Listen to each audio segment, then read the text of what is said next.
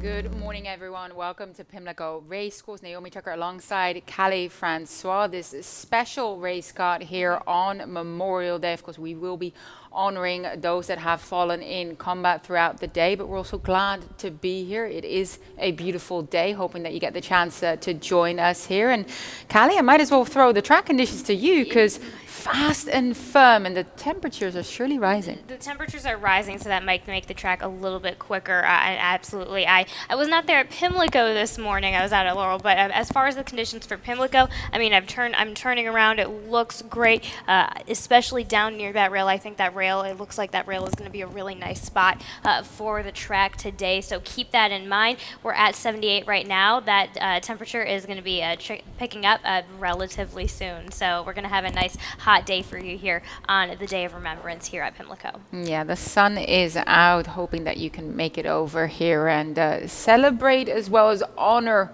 with us, Yes. like we already highlighted. We'll get to that during the lightning round as well. Race number one, we got 8 live races coming your way. Is 6 furlongs distance here on the main track, $5,000 claiming event. And I'm going to start with your top selection in here. That is the number 5, the Great Dansky for trainer Horacio De Paz. They tried him along in his last start, and he flashed some speed before kind of calling it a day. Yep. But his return to the distance he's won over before is probably going to do him a world of good. Excuse me, tickle in my throat. I'm going to be having that throughout the show. Really, they've been meaning to go long with him. I don't think that was the intention to go to the lead going long, but nonetheless, here we are. We're down at the $5,000 level. I think it was, quite frankly, a couple of experiments with him. They claimed him at that $10,000 level at Belmont Park, so then why not?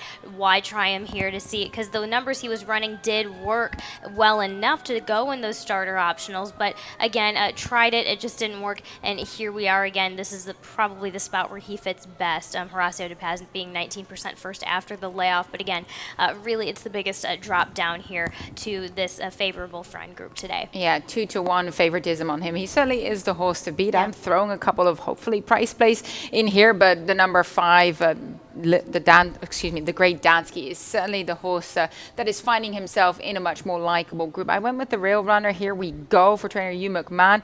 Went wide last time out against a tougher group as well. That was his first ever small layoff. That was also on a sloppy track. I don't believe that's really what he wanted to do.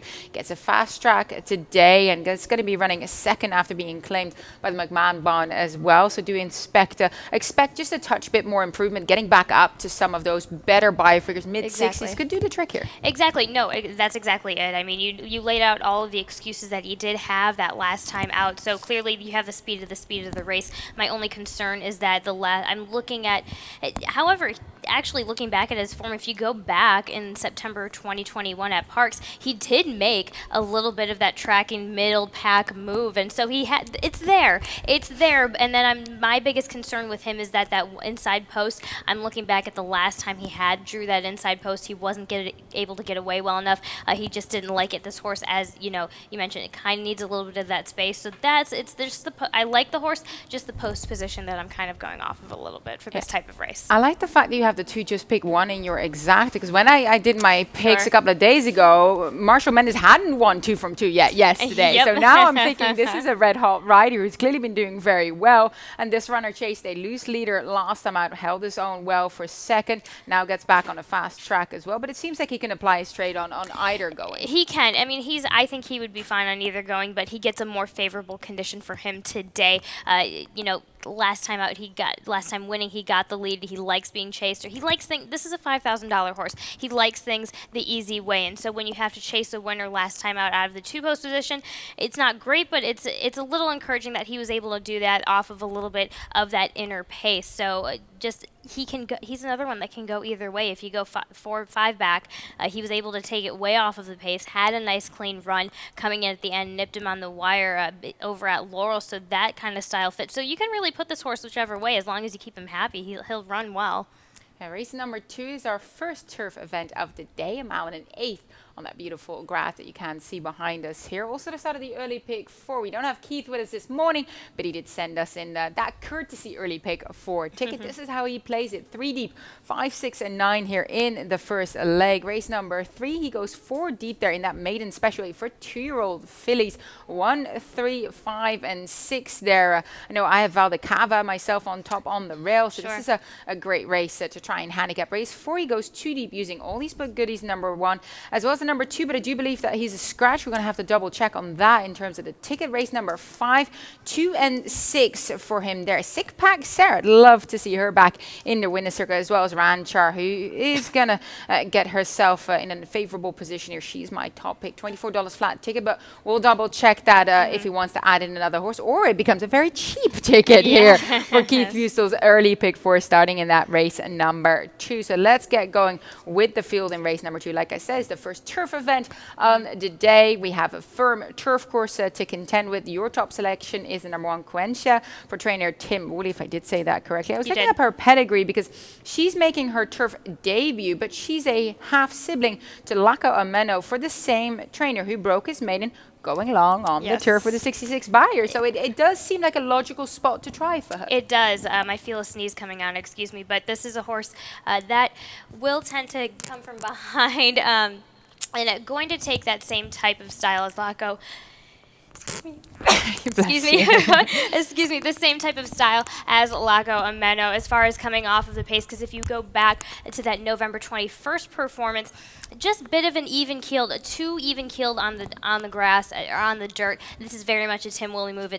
He's very quick to place them on the turf, and if you go, just going back into that work, it was a fair enough work on May 20th on that synthetic surface, so that's kind of the biggest indicator of switching them over to there. But as far as she fits well in the last 3 tries where Tim Woolley has had them go on the turf. 2 of them have been second, so it's not a complete.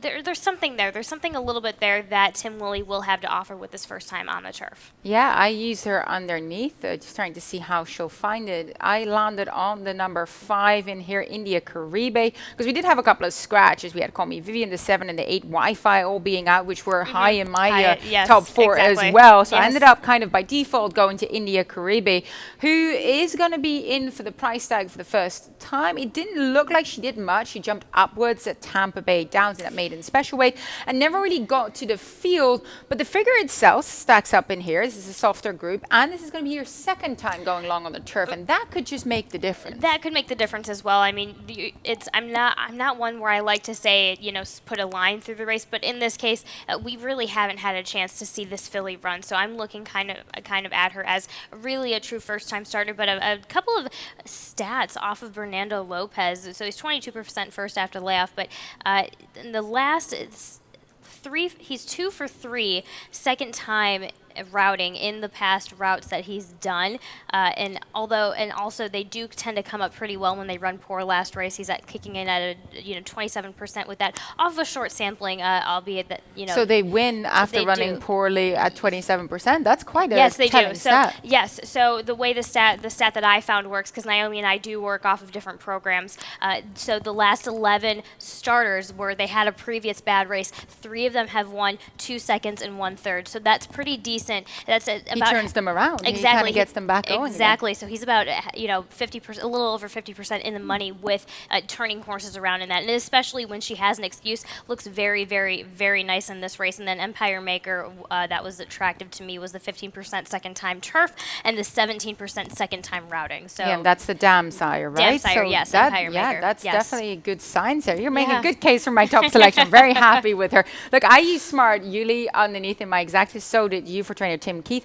Look, they're making a switch to the turf as well, stretching her out. I was trying to find the pedigree angle, found one in the Grand Dam. The Grand Dam was a graded stakes victorious going along on the turf, including the Grade 2 Jersey Derby with a 107 buyer. So when you go back a little further, it's there. Perhaps not directly in the dam herself, and Smart Uni the only runner so far for the dam, so a little bit sort of non-developed on that side of the family, but the Grand Dam likes the grass. That's what Naomi Tucker with going back to the breeding. There we go. So I think think I have her. I like her in the your 1, 2, 3s. There is a chance that I do think she might need a race. Looking back at that, at the 7, you can see it on the form. Looking back at that 7 furlong try, just didn't have enough. Just didn't have enough to catch up. But you could also make the argument that that's why she's going a bit.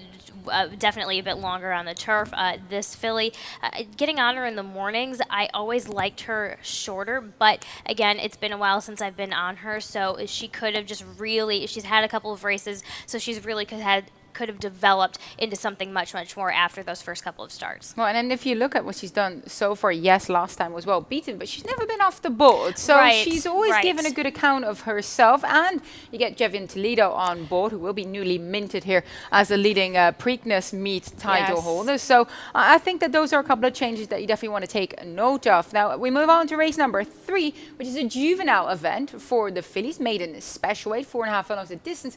Started that Rainbow Pick 6. Now, we do have mandatory payouts throughout the day, including in that Rainbow Pick 6. And Callie, you created a ticket for us. I did. I got a ticket to start us off. So I do go with the 1 and the 5, your top pick, and then my top pick, which is Laura Moore. I give, again, it's the post position for me with your top selection with the 1. Race 4, I go 2 deep in that as well. I go with the 6 and the 8, Noble Commander and Storm Border. I'm going to see there might be some speed that's just deadly enough to make it all the way around with Kevin Patterson. Race number 5, I go 2 deep as well with the 2 and the 6. Rudy Sanchez Solomon, Red Hot, and then you have Ranchar running out of her stall over here at Pimlico. Race number 6 is where I go quite deep in that. I go with the 1, the 2, the 5, the 8, the 10, and the 11. I threw in a couple with as far as the 2 and the 10 outside of my top selections just to see, because in that type of race you never know what can happen, especially with some of them coming first off of the layoff. Race number 7, I go with the 1 and the 4, and in your nightcap I stick around for the 4 and the 8 for a total cheaper ticket of $38.40 to get you started. Yeah, I went deep as well. I think I went 4 deep on my late pick 4 in race number 6, that turf event. I feel like there's definitely a price to be had. We had multitudes of double-digit prices come in yesterday. I don't think this is going to be different today with those turf races either. They're always deep fields, and they give you a chance to really get that score home. So race number 3, we are on the main track, 4.5 furlongs of distance for the youngsters here for the fillies, maiden special weight. And do you have a video spotlight on one of the few in here that has run prior? Actually, one of 2 in here, and it's Cocktail of Dreaming. And she actually didn't break that badly, but did get kind of knocked sideways. You can see the horse on her outside is kind of knocking her hind end, and thankfully, that didn't take too much of her early clip away. It really didn't. She really didn't care about that at all. But that's where we see where it kind of took a little bit out of her, and that's where she lost the race right there. But you see her come back on the rail and still make a gutsy, trying enough move that you just have to commend her, this filly. So we have the same jockey on top who gets on her in the mornings as well, so knows this filly very, very well. So very comfortable. We're, Bourbon Courage at her sire is 16% second time start. Great Notion, her dam sire is 24% with the second time starters. So you have John, and then you have the Jerry Robb factor. So in the rider on the mornings, getting on the afternoon. So there's a lot to offer at 3-1 for Cocktail Dreaming, the number 3. Yeah, I thought she was ultra game, and it didn't deter her, but it kind of did take a little bit of that early clip out. We're going 4.5 furlong. You have to have everything go right. So she, to me, is seemingly the one to best in here with that experience on her and the gameness that she showed. I landed on the first time starter on top, and so did you. We just used different ones. I went with Val de Cava for trainer Michael Stidham, of course, a bond that's been doing very, very well here. Her dam won on debut sprinting. That was 60 buyer on the synthetic. Dam was multiple stakes placed as well, and she's related half sister to Answer In, who ran second by nose on debut and won next out with an 83 buyer maiden special weight at Churchill Downs. So there is definitely some precocity in the family that maybe could transfer to her. Absolutely, that I thought, especially with Answer In making that really nice running tight move first time out, was really, really encouraging, because when they just lose by a nose, I think it really tells something about that horse right away. However, Michael Stidham's first time start stats aren't super strong. As far as the program I'm looking at, out of the last 62 starts, only 4 of them have won first time out. But however, 13 seconds and 10 thirds. So they're always, even if they don't win, it's akin to a Graham motion type of stat. Even if they don't win, they're always showing up for that first and second time out. I love that gate work up at Fairhill prior to coming here for that half mile. It just sits perfectly. Again, the only thing against this filly really is just her post position. Yeah, and of course, a trainer that does have a strong hand is a trainer who also has Cocktail Dreaming, as well as Lara Moore, Jerry Robb, who does very well with his juveniles. That is something that Barn excels at. I have him hitting at 35% first-time starter. She's a half-brother to Bucked Tooth, who ran second on debut with a 59 buyer and then broke his maiden on third try. And so you're looking at a barn that clearly does well with them. Xavier Perez lands here. Of course, like you said, Christian Olmo remains with Cocktail Dreaming, rides her all the time. Got a lot of run out of her here, but we know that the X-Men is going to be aggressive on the stablemate. Aggressive on the outside. You have the Jerry Robb stat. You have the 27% first-time start maiden special weight. The only knock against this filly is that none of her siblings have won first-time out, so that's really the only knock. I don't know if those siblings were with the Robb barn, but if they weren't, then that just makes me feel all the bit better about Larimore. Yeah, so I feel like we've kind of covered our bases here. We both throw in Midnight Revenge as well, but those 3 are the ones I have most interest here in race number 3. Race number 4 is an optional claim to start allowed. We're back on the turf, sprinting this time, 5 furlongs the distance. And look, I was going to key around Stroll Smoking. Unfortunately, he will not be lining up because I thought he was going to do great getting back on the turf here. So I ended up landing on all these but goodies for trainer Michael Trombetta. I think he's going to vie for the early advantage from that low draw. If you let Victor Carrasco loose on the lead on the turf, we've seen him get away with it. Now, this is a 7-year-old gelding. He does return here, seasonal reappearance, but he tends to run up to par after breaks. He does. You know, you look at that. I'm just looking back at the form and looking back at that Pimlico start in the Ben's Cat. Now that was on the dirt, ran even. I mean, this is a speed horse on the turf. You're even going to take that on the dirt. That's even more of a one-paced horse on the dirt. So didn't get the best break coming out of there, but was able to still keep himself together. Still ran well, and that's the point that we're both Naomi and are trying to make. That ran well in that seasonal debut, June 21st at Pimlico in the Ben's Cat. Yeah, and I feel like getting back on the turf is just a bit more to his liking. Also, that will enhance him too. Now, you got the number 8 on top. Noble Commander, I had him on and off my ticket. His 3 turf tries in the past have been very, very strong. I think he's going to get a stalking trip with that higher draw. Hasn't been as strong on the main track as of late. So it's either kind of this gets him back into it, or he's just not going to turn up. So it was a little bit all or nothing for me with him here, and I ended up not using him to my perhaps regret later on. Fair enough. You were being cautious, but that's exactly why I said I said to myself, this horses will turn up on the turf. And then I'm also looking back at another pattern. So if you go back, this horse, if you go back to August 21st at Pimlico, that was a little bit off of a slight, somewhat layoff, which is what we're kind of seeing a little bit here again today. And then if you go for that first turf try, he ran a great number and he ran super, super game that last time out. So we've got Jaime Rodriguez, we got him on the outside. You have Jamie Ness 30% second after layoff, 24% dirt to turf, yada, yada, yada with the Jamie Ness stats, the positive Jamie Ness stats. But even if he doesn't make it on the lead, this horse will be okay. Precisely why he didn't get on the lead. So your speedster might be getting it, and it would work out perfect for Noble Commander if he just sat right off of that pacemaker. Yeah, and I quickly wanted to mention Storm Border, who could actually flash some early pace as well. Has been very short sprinting and now returns here to the turf. I'm kind of just intrigued to see how he's going to find it here. He's ran on the turf before. He's never been able to win on it, but has figures that make him very competitive. Exactly. It's, the gate speed that Patterson has put into this horse, and this horse has sustained, even going 5, and you could argue and say, oh, this horse has been doing it at 4.5, but he's done it at 5.5 as well, and at 5. So it's all set there. But again, it's the trying the turf here to see if he can make it a little bit game today, which I think he certainly will. And on that note, we're going to take a quick commercial break, but we'll be right back.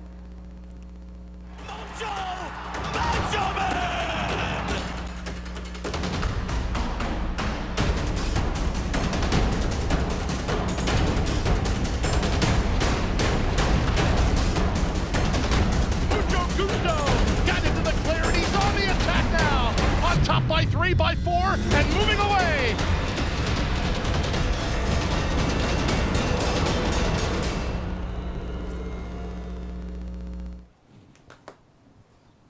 Welcome back to Pimlico Race Course. We're on race number 5. 8 live races on this memorial card. Race number 5, 6 furlongs. The distance started at late pick 4. I decided to create a ticket. Let's see if we can get a score here on this final day of the Preakness meet. 3 deep here, 2, 4, and 6 for me, with the 6 being my top pick in here, which is Ranchar. She's just very experienced. I think she's going to get back into the winner's circle. JD Costa on board. Race 6, I spread 1, 5, 7, and 11. That's a turf event.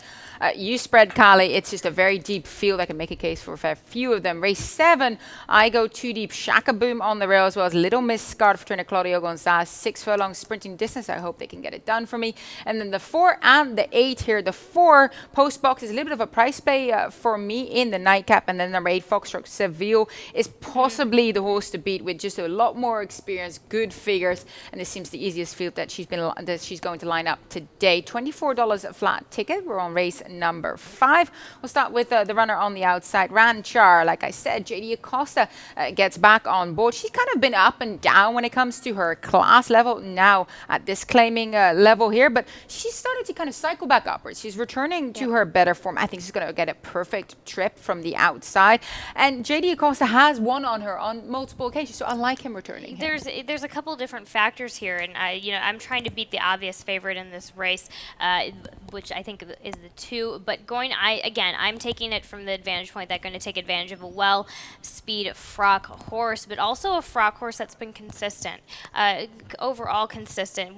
This horse gets into this pattern where that's the only concern about this horse. He gets into a pattern where he runs a really good 2 or 3 races, and then he'll throw in some clunkers. So there is a chance that she's due for that clunker today. But again, running out of the stall, I think they're trying to. What I love is that they didn't jump on the chance to run this horse out of the stall right away and then run back 2 or 3 weeks later. This horse has been spaced out, and that's what I love most. This horse has a 3-week break, and I think is going to take a really nice advantage point from that. Yeah, I think that just with the draw, the jockey change, and like you said, training here at Pimlico, I think that are all factors that are going to contribute to a positive outcome for her. Both you and I use Sick Pack Sarah underneath. Love to see her getting back into the winner's circle. Just a very tenacious filly. She has a lot of early speed, and she tries her hardest to carry it all the way, and I guess that's also where her vulnerability lies. Sometimes in the final 16 she gets a little tired. She's a need the lead type, which is why I'm looking at and you see it the same way, just looking for that that weakness to kind of take advantage of and see where your top selection or your selection can take advantage of that. So, but we do have that inside post, but has some legitimate gate speed, dropping down from that starter allowance. The allowance, the turf, it didn't work out for her.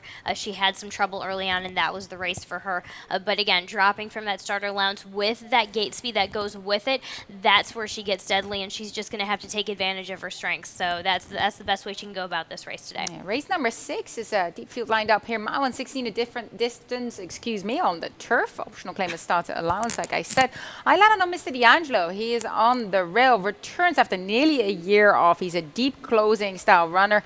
Fergal Lynch back on board. He was a 2019 Maryland Million turf winner, and he's been very consistent ever since. So I guess the question mark here is he going to be good enough to best them in here? I'm taking a shot because I do think that the 11 right now looks like the horse the best. That's kind of where you can see that's the angle I went with. But I do love this horse. He's been entered 3 times this season, whether it's an off the turf or a trainer scratch. Just the field was a bit tough on the day. But again, you have a jock who knows how this horse works. I actually like the performances Fergal Lynch has put on this horse better than as of late. In those last 2 performances before he took that that bigger break actually in 2021, coming back from that. And if you look back at 18th of, let's look back at where this horse is. So Pimlico, when Forest Boyce is on this horse, still made a nice run at it, but I think might just need one race. And just one race, I think Mr. D'Angelo is going to need, which is why I have the 11 on top. But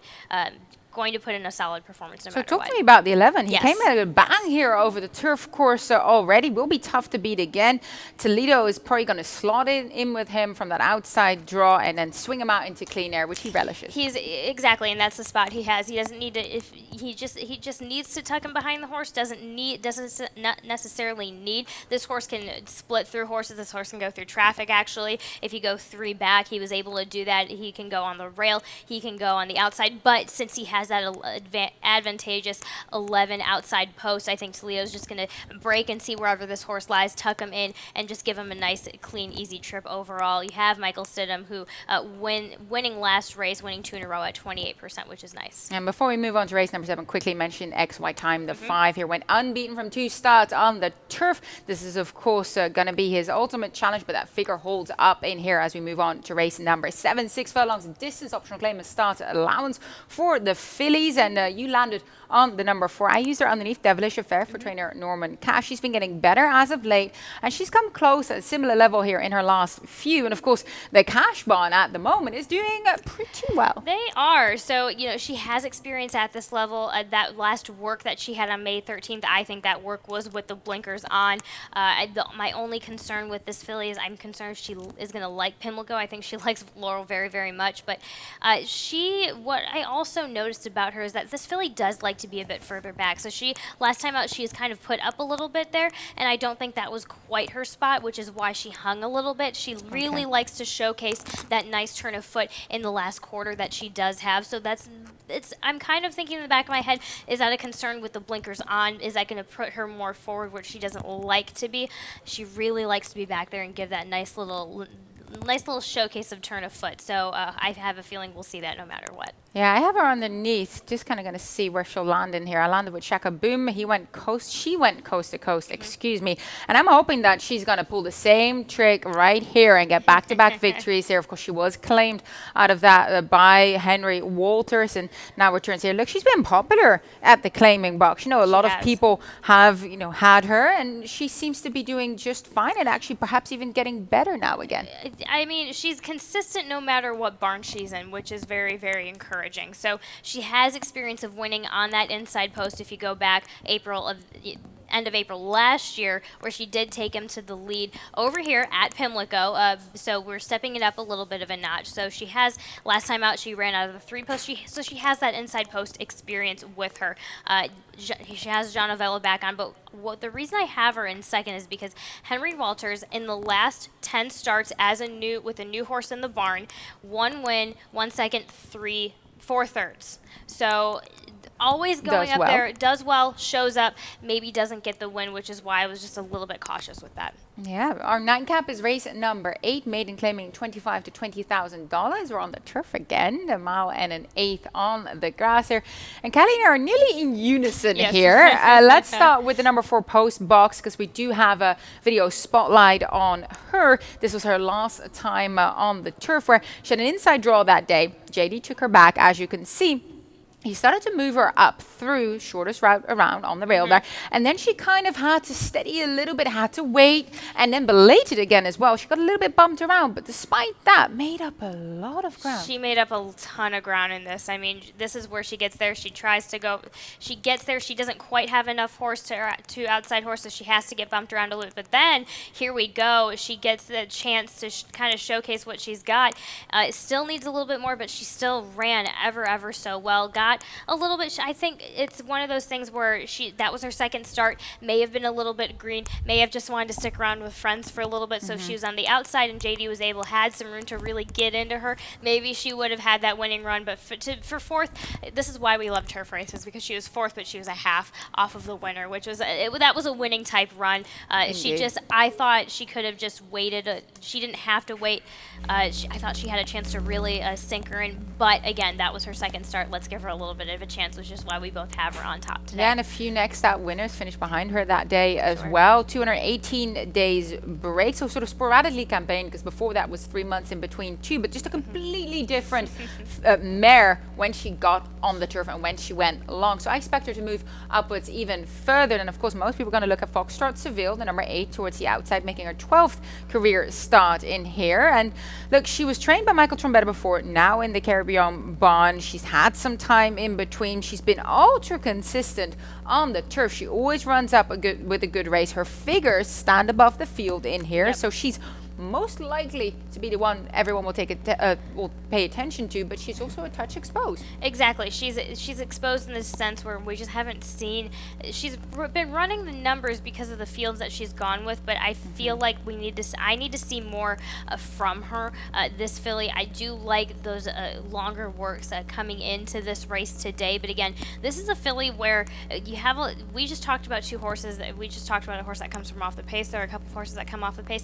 This is where Jean Avella can take advantage of his 5-pound apprenticeship and kind of get up there and steal with it, because if you look back, I'm just looking back at that performance May of last year at Gulfstream Park, she seems to be for the most part, a very one-paced-ish filly. She can make up a couple of spots, but wherever she seems to land, she kind of tends to stick in that, she only moves up, 1, 2, 3 spots. So if you put her more in that forward position, that's where I think she has a shot here today.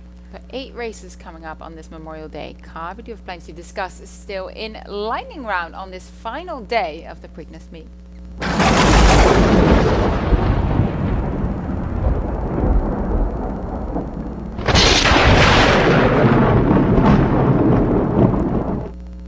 Because as everyone been made aware of, this is the day, last Monday in May, that is dedicated to honoring the U.S. military personnel who have died whilst serving in the United States Armed Forces. Over 1.3 million Americans paid the ultimate price in sacrifice for their nation. And Callie, I was mentioning before, I was reading up on some of this stuff, and there was a quote of Winston Churchill, of course, Prime Minister of England at the time, United Kingdom at the time.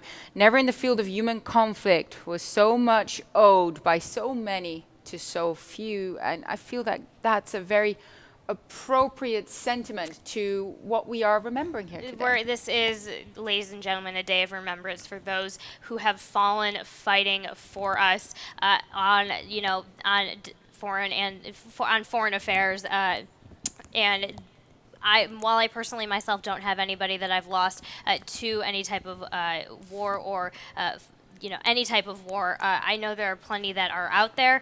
I know, and this is the day to remember them and a day to honor them, and just remember that we are here being able to celebrate them, and that is a bit of an honor in itself. Yeah, and I remember I visited the Arlington Cemetery myself as well, paying homage to those that indeed paid that price for our freedom here in the United States. And as it is the final day also of the Preakness meet, we will be forcing out the carryover amounts in the Super High 5, the Late Pick 5, and the Pick 6. So starting here, whatever gets into the pool today, Pick 5 pool already over $6,000 will be pushed out today, as it is the final day. And because we are ending this meet, we're also looking at who's taking the meet titles. And when it comes to the jockeys race, it has kind of been decided already. Javian Toledo, who was battling for the spring Laurel title with Jaron Barbosa, now firmly atop here in the jock standings with Victor Carrasco in second.